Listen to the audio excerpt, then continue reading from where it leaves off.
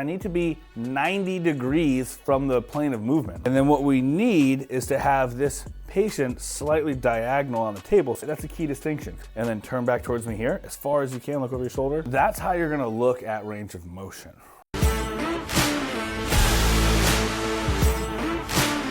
Everyone tests range of motion. Many clinicians even check joint mobility. But are you truly getting the insights that you need from these tests? In this episode of our lumbar skills series, we're gonna dig into how to make these assessments meaningful, expose common pitfalls, and show you how to turn these basic tests into powerful tools for better outcomes. It's not enough to just check the box. Learn how to interpret the findings to unlock your patient's unique needs. Let's go. So when we look at range of motion, we need to make sure that we're, one, actually looking at their skin, and two, positioning ourselves appropriately. Go ahead and stand up and face me. If I'm standing here and she's just going to side bending, right? And then go into rotation, right? And then we look at flexion, and then we look at extension, right? I'm not even in a position to tell what's going on for half of these tests. I need to be, for all of them, honestly, I need to be looking at her back, and I need to be 90 degrees from the plane of movement, right? So if she's going to side bending, I need to look at her spine, right? Maybe get their permission. Is it okay if I lift up your shirt and see how your back is moving? Right? With women, it's great because typically you can just tuck their shirt into their bra. Men, you can just hold it. So I need to stand where I can actually see what's going on and how much motion she gets. So now, giving specific directions, Caitlin, what I want you to do is put your middle finger like on the seam of where your pants would be, even though you don't have seams there, and try to bring your shoulder down towards your knee here. Just slide your hand down your seam. How does that feel there? Fine. Good. Come back to the center. Right? That's a key distinction because we want to see how does she move from the center to this side, and then stop at the center and compare this side. How does that feel there? Fine. Good. Go ahead and come back up.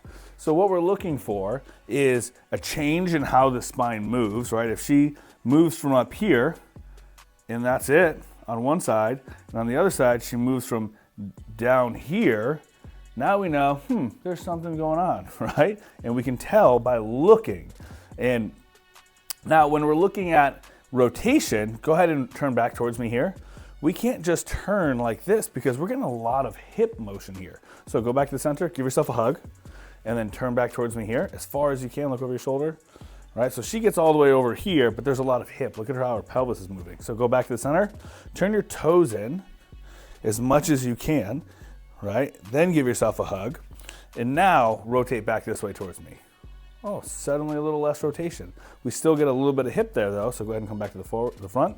What I do is I'm gonna stabilize posteriorly on the side that she's turning towards and anteriorly on the other side. So I'm just gonna hold your pelvis here. Now go ahead and turn back towards me this way here. How does that feel there? Now look at the difference between this and go ahead and relax your feet and all the way back there. That's not lumbar spine, thoracic spine, that's not spine motion, that's hip motion, right? So turn your toes in towards each other again. Give yourself a big old hug. They don't need to go wide like that. Caitlin just likes to. They can just keep their feet in where they are and just turn in as much as they can. Same thing, posteriorly, anteriorly on the opposite side. Go ahead and turn towards me on this side. Look back towards me, as far as you get. Is that uncomfortable there at all? Go ahead and come back to the center. Where do you feel the discomfort when you do that? Gotcha. Okay, and when you went the other way, there was no discomfort there, right? Right. Oh, look at the difference there, right? So go ahead and relax. So then when we're looking at flexion extension, I want to be 90 degrees to the side, and just for the camera, I'm going to stand on this side. So go ahead and take a step there. Thanks. And what we want to do is make sure that she starts at the top and works her way all the way down, vertebrae by vertebrae. So I like to demo first. So what we're gonna have you do, Caitlin, don't go anywhere, is bring your chin down to your chest. We're gonna have your hands on your thighs on the front, and you're gonna roll your shoulders forward and think about rounding your back vertebrae by vertebrae from the top, one at a time, all the way down to the bottom. Go ahead. So chip, one step at a time, chin down, hands on the thighs, round the shoulders forward, and then start rounding one vertebrae at a time. Any discomfort? Nope. Feels okay? Mm-hmm. Good. Anything down there? Great. And then go ahead and come back up. Right? And on the way back up, we're also looking to see if she gets a little catch or pain or puts her hands on her thighs, things like that. Because because that's going to tell us some good information about potential load plus extension sensitivity, or maybe even some stability issues where she's now getting a lot of anterior shear that she's sensitive to. So then when we're looking at extension, again, I'm going to demo first. What I want you to do, Caitlin, is squeeze your thighs, your quads, so your knees stay straight. You're going to put your hands on your hips. You're going to look down towards the ground and just slide your hips forward. Don't do it yet. When you ask somebody to just lean backwards or bend backwards, what you'll get is a lot of this, where their head comes up, their knees bend, right? And that's not a whole lot of lumbar spine motion. That's thoracic motion, that's hip motion. So we want to hinge essentially at the lower back. So now squeeze your quads, put your hands on your thighs, on your hips, and look down towards the ground and slide your hips forward for me from here. You guys see the difference in how that looks? How does that feel there? Fine. No discomfort? Cool. And again, I'm 90 degrees so I can see what's happening there. All right? So that's how you're gonna look at range of motion, right? So you'll notice I didn't do repeated motions testing. Most of the time you don't need to, right? We don't necessarily need to look for centralization, and we definitely don't need to do repetitive testing to try to make their pain worse and worse. You should have a good understanding of what their potential mechanical stressors are from the subjective alone, right? So now let's take a look at joint mobility testing and how to go about that. So go ahead and lay on your back here. Let's face that way for me. I'm sorry, I said on your back, face that way. On your side, facing that way. So we're gonna get them inside lying, and then what we need is to have this patient slightly diagonal on the table. So leave your shoulders there, slide your hips towards me. All right, and what that does is that makes it so her knees are now hanging off the edge. And we want her knees stacked so they're even. We don't want one out in front of the other or behind the other, because I'm gonna need to push through her knees, through her femurs with my thigh. We don't want to create rotation. We want it to be even, so when I push, it's just a straight posterior force, all right? So let's bring this table up real quick. And what we're gonna do is find the PSIS, and if you need to, you can pull their pants down a little bit, the waistline. You okay if I pull your waistline down here a little bit? All right, so you can actually look and see. Now when we're doing this, if you look at how Caitlin is laying here, she's a little bit side bent. So I actually wouldn't want to test in this position because it's going to give me some false information, because we're already taking up that motion into side bending. And that just has to do with how wide her hips are and her shoulders are compared to her midline. So we're going to put a little bit of support in there with a towel. All right, so I've got a little towel just folded up here. Go ahead and lift up for me. I'm just going to put that underneath you to support a little bit. Go ahead and relax back down and just see, looks a little bit straighter there. Much better, right? We want them to be in this neutral position. So then what we want to do is make sure that they're in between flexion and extension, right? So we want to make sure that their joints are in more of an open pack position before we go gliding, which is one of the downfalls of doing like a prone posterior to anterior glide, is that you're jamming them into a bunch of extension.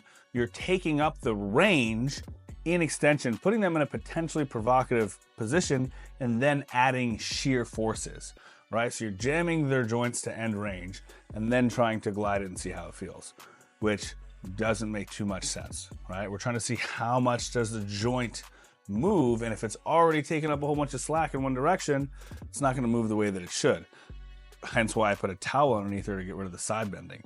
So we find PSIS, and then typically if you just go right in between, right? PSIS is right here, right in between, maybe very slightly below. That's gonna put you between L5 and sacrum. We just use one finger there. And then what I'm gonna do is I'm gonna put my hip underneath her knee, and I'm gonna support at her ankle here, right? And just lift her up a little bit, and we're gonna go into flexion and extension. And I can feel some movement there, so I know I'm not on sacrum.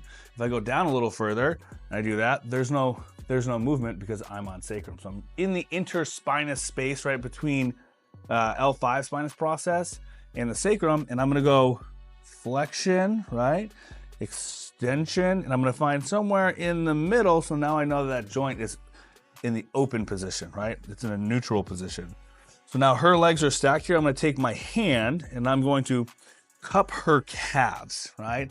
And I'm gonna use my lats to just pull into my knee, and all my force is driven through my hips, right? So I've got a staggered stance here. My right leg is in the back, my left leg is forward, and I'm gonna stabilize here with the ulnar border of my hand, so I'm not just moving her all around. I'm gonna stabilize up above, and I'm going to push, right, to approximate the joints, relax, and then I'm gonna pull a little bit and see how it feels. I'm gonna relax, push, relax, pull, relax. Do that a couple times, then move up to the next interspinous space, L4 and L5.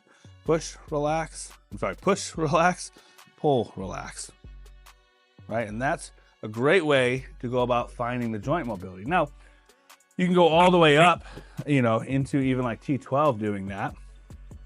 Now, depending on how somebody's joints are aligned, because some of them are slightly in a different plane than other people's, because everybody has a natural anatomical variance, we can also check with a rotation force, right?